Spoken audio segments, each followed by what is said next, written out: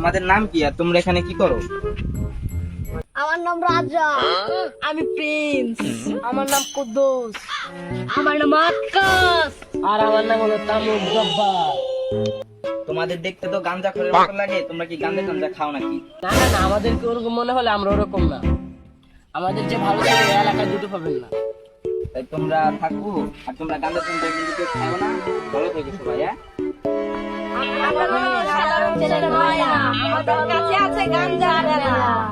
কি বললে?